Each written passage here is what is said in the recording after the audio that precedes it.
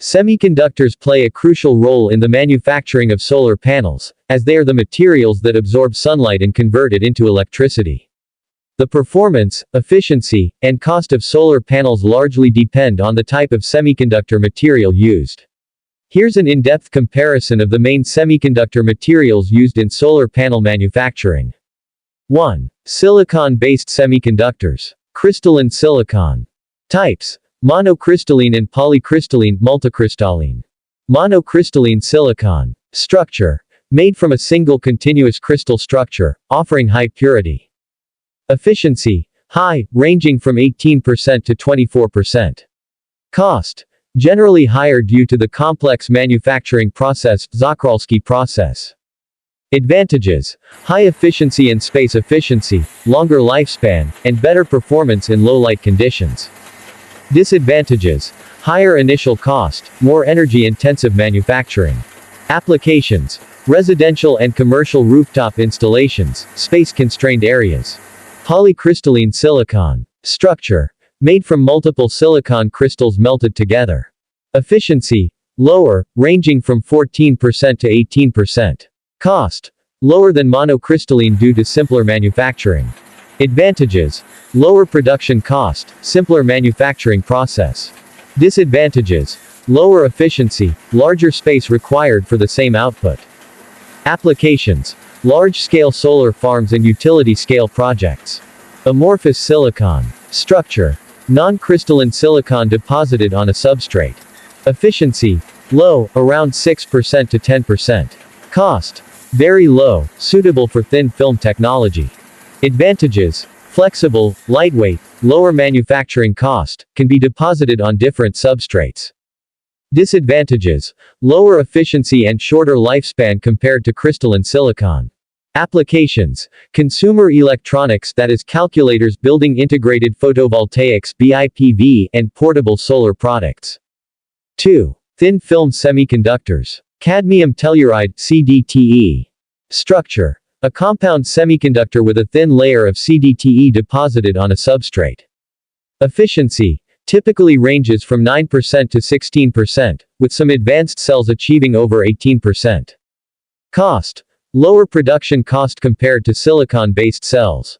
Advantages: lower manufacturing costs, good performance in low-light conditions, simple manufacturing process. Disadvantages: lower efficiency, shorter lifespan, potential environmental concerns due to cadmium toxicity. Applications: large-scale solar farms, utility-scale installations. Copper indium gallium selenide CIGS. Structure: a compound semiconductor with a thin film of copper, indium, gallium, and selenium. Efficiency: higher than CDTE, ranging from 13% to 20%. Cost: higher production cost compared to CDTE due to complex manufacturing. Advantages: high absorption coefficient, better efficiency potential, and can be made flexible. Disadvantages: more expensive production process, difficulty in achieving uniformity.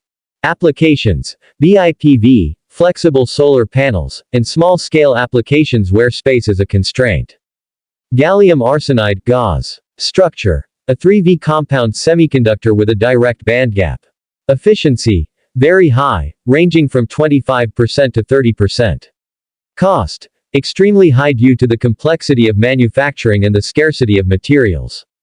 Advantages: superior performance, high efficiency even in extreme conditions, good radiation resistance.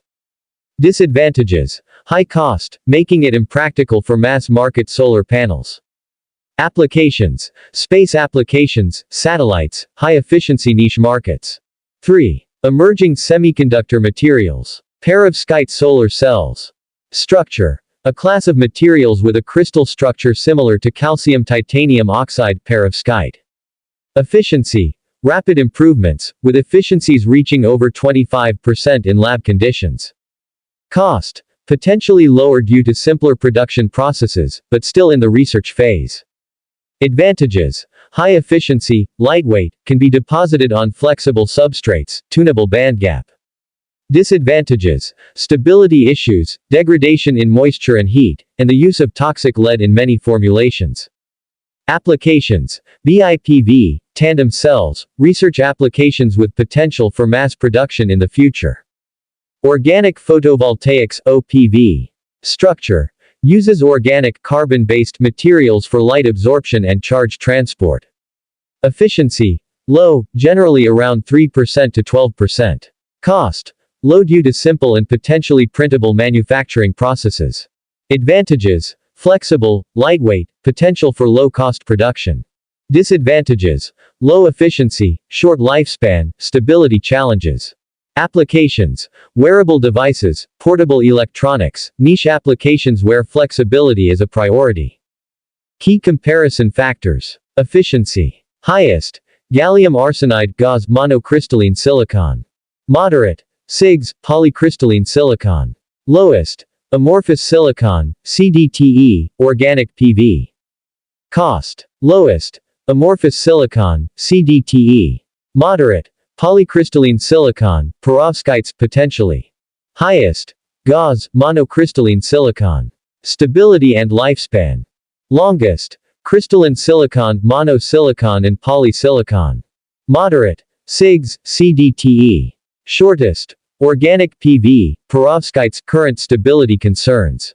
Environmental impact. Low, crystalline silicon, organic PV, potentially. Moderate, SiGs, perovskites. High, CDTE due to cadmium content, gauze due to toxic elements in manufacturing. Summary. Monocrystalline silicon is favored for high-efficiency residential and commercial applications. Polycrystalline silicon offers a balance between cost and efficiency, suitable for large-scale solar farms. Thin film technologies like CDTE and SiGs provide lower-cost options for large-scale installations but have lower efficiency. Emerging technologies such as perovskite and organic PV hold promise for future advancements but are not yet commercially widespread due to stability and scalability challenges. Gallium arsenide is ideal for specialized applications, such as in space, where efficiency is critical, despite its high cost. The choice of semiconductor material depends on specific application needs, cost considerations, and efficiency targets, alongside environmental factors.